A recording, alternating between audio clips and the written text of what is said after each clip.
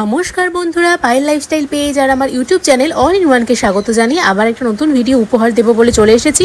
ঘড়িতে বাজে এখন দুপুর 2টো। এখন আমি স্কাইয়ের জন্য লাঞ্চ প্রিপেয়ার করব। আর বাইরে দেখো ঝমঝম করে বৃষ্টি পড়ছে, আর ভেতরে কিন্তু ততটাই গরম। বাইরে এই বৃষ্টি আর ভেতরে গরমের ওয়েদারে কিন্তু বাচ্চাদের কিন্তু জ্বর সর্দি কাশির পরিমাণটা প্রচণ্ড পরিমাণে বেশি হয়ে থাকে। এই জন্যই কিন্তু বাচ্চা কাচ্চারা যখন বাড়িতে থাকে তখন কিন্তু ন্যাজাল ড্রপ, ক্যালপল আর প্যারাসিটামল এগুলো রাখা কিন্তু ভীষণ পরিমাণে আবশ্যক। দেখো তোমাদের সাথে আজকে আমি একটা 1 ডে ফুড মিল বা ফুড চার্ট যেটাই বলো না কেন সেটা শেয়ার করছি।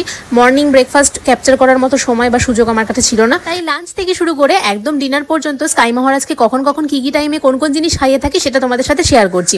দেখো আমি সপ্তাহে 4 দিন মতো মাছ মাংস ডিম দিয়ে থাকি, কিন্তু এখন মাংসে বা চিকেনে নিপা ভাইরাস হওয়ার জন্য বাচ্চাদের কিন্তু চিকেন খাওয়া একদমই বয়কট করেছে, তাই আমি চিকেন একদমই দিই না এখন। আর তোমাদের সাথে মাছের একটা রেসিপি তোমাদের সাথে শেয়ার করছি। এখানে একদম খুব সামান্য ঝিঙে দিয়েছি আমি, আর একটু মিষ্টি আলু আর পটল দিয়েছি। ঝিঙে স্কাই মহারাজকে আজকে ফার্স্ট ট্রাই করেছি, এর আগে কখনোই আমি ঝিঙে দিইনি। আর সাথে একটুখানি আমি জিরে দিয়েছি, আর কিছুই দিইনি। আর শুধু দিয়েছি হলো পেঁয়াজ আর হলো টমেটোর খোসা ছাড়িয়ে নিয়েছি, আর ভেতরের বীজগুলো সব ছাড়িয়ে নিয়ে সুন্দর করে কেটে কেটে অল্প করে দিয়েছি। পরিমাণটা তোমাদের সাথে আমি শেয়ার করে দিয়েছি। আর দেখো একটু জিরে গুঁড়ো, হলুদ গুঁড়ো আর রক সল্ট পাউডার, ব্যাস দ্যাটস ইট। আর কিচ্ছু দিইনি, সামান্য পরিমাণে সটে করে প্রেশার কুক করতে দিয়ে দিয়েছি। আর যেহেতু মাছটা গোটা ছিল ওই জন্য চালের পরিমাণটা খুবই আমি সামান্যতম নিয়েছি, কেননা এই সময় না জ্বর সর্দি কাশি হলে বাচ্চাদের মুখে খাবার রুচি থাকে না। আর আমরা যদি সেখানে বেশি পরিমাণে খাওয়াতে থাকি তাহলে বাচ্চারা খাওয়া দেখলে ভয় পায়। বেশি করে খাওয়ানোর পর যদি বমি হয় না, তাহলে বমি করার সময় মাথার তালুতে ওদের লাগে এবং শরীরে কষ্ট হয়।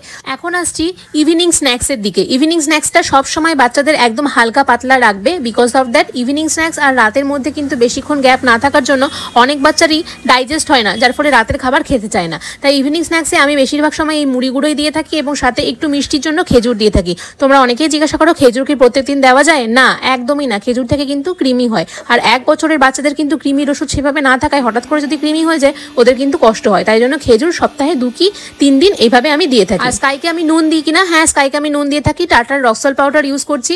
আর এখানে একটু টেস্টের জন্য little bit of amount just sprinkle করে আমি ব্রাউন সুগার অ্যাড করেছি। ব্রাউন সুগারটা অর্গ্যানিকের, তোমাদের সাথে আগেও আমি শেয়ার করেছি। ব্যাস একটা হেলদি, টেস্টি, সিম্পল, সহজ পাচ্য খাবার রেডি হয়ে গেল। তোমরা চাইলে সুজি ফুজি অল্টারনেটিভ ডেজে অল্টারনেটিভ দিতেই পারো, আমি কিন্তু তাই করি। এটা আমি একদিনের জিনিসটা তোমাদের সাথে শেয়ার করছি, লাঞ্চ টু ডিনার। এবার আসছে ডিনার টাইম। আমি স্কাইকে আজকে রুটি দেবো। আমার শাশুড়ি মা রুটির ওপরের ফুলকোটা, মানে 2টো রুটির ওপরের ফুলকোটা ভিজিয়ে রেখেছিল। সাথে আমি এখানে কুমড়ো আর মিষ্টি আলু নিয়েছি। আগেই বলেছি জ্বর সর্দি কাশি হয়েছে, বেশি বেশি পরিমাণে খাওয়ানোটা কিন্তু একদমই উচিত নয়। আর এখানে আমি ওটা একটু প্রেশার কুক করে নেব। তোমরা চাইলে বাটিতেও করতে পারো, আমার হাতে সময় ছিল না, তাড়াতাড়ি করে করতে হবে, তাই জন্য প্রেশার কুক করে নিয়েছি। আর সাথে আমি একটু লবণ দিয়েছি আর একটু হোয়াইট অয়েল দিয়েছি, ব্যাস আর কিছুই দিইনি। আর জল দিয়ে নর্মালভাবে সেদ্ধ করে নামিয়ে দেবো, ব্যাস আর কিছুই না। তোমরা চাইলে একটু বাটার ফাটার অনেক কিছু অ্যাড করতে পারো, কিন্তু রাত্রেবেলা বলে আমি এগুলো কিছু অ্যাড করিনি, কেন ডাইজেস্ট হয় না, গ্যাস হতে পারে, এর ফলে বমি হতে পারে, অনেক কিছু মাথায় রাখতে হয়। তো দেখো সুন্দর করে হেলদি অ্যান্ড টেস্টি একটা ডিনার আমার রেডি হয়ে গেছে। আর আরেকটা কথা বলে রাখি, অনেকেই বলে যে রাস্তায় বাচ্চা কাচ্চা মানুষ হচ্ছে না। একটা কথা বলি, হ্যাঁ রাস্তায়ও তো কুকুর মানুষ হয়, ঘরেও কুকুর মানুষ হয়, তাহলে কুকুরদের যদি এত প্যাম্পার করা হয় তাহলে বাচ্চাদের নয় কেন, তাই না? রাস্তায় যারা বাচ্চা মানুষ করে তাদের সহনশীলতা কিন্তু অন্যরকম, আর ঘরে যেহেতু ওরা বাচ্চা মানুষ করছি আমরা যারা, তাদের অ্যাটমসফিয়ারটা আলাদা। সবকিছু কিন্তু ডিপেন্ড করে অ্যাটমসফিয়ারের ওপর। মানুষ কিন্তু জলের মতো, যে পাত্রে রাখবে সেই পাত্রে রাখার ধারণ করবে। ভিডিওটা যদি ভালো লাগে তাহলে অবশ্যই আমার পেজের সাথে থেকো আর আমার ইউটিউব চ্যানেলটাকে সাবস্ক্রাইব করে দিও।